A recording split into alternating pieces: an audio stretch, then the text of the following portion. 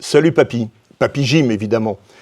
J'aurais aimé être avec tous nos amis qui t'entourent aujourd'hui pour non pas fêter ton départ, mais simplement te rendre hommage. Oui, je suis à Stafford, près d'Agen, parce que je m'étais engagé avec le Souvenir français à rendre un autre hommage à un résistant hirçonnais qui fut tué dans son engagement durant la Seconde Guerre mondiale.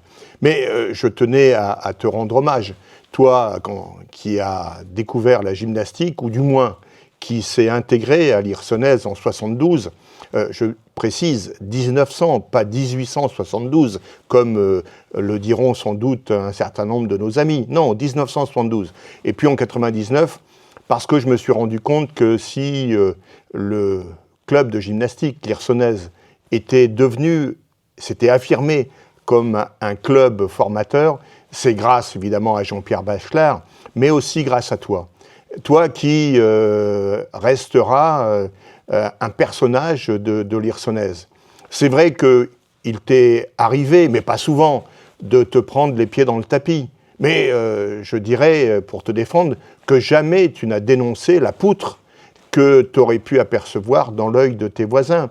Et même face au champion olympique Liu Yang, tu n'as jamais souhaité tourner un remake du Seigneur des Anneaux. Alors, bien sûr, quelquefois, tu as eu envie de passer quelques-uns de tes interlocuteurs à la barre fixe. Mais tu ne l'as jamais fait.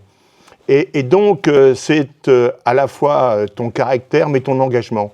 Et là, je voudrais être sérieux, si l'Hirçonnaise a pu avoir des équipes féminines, maintenant masculines, qualifiées pour les championnats de France, on te le doit également.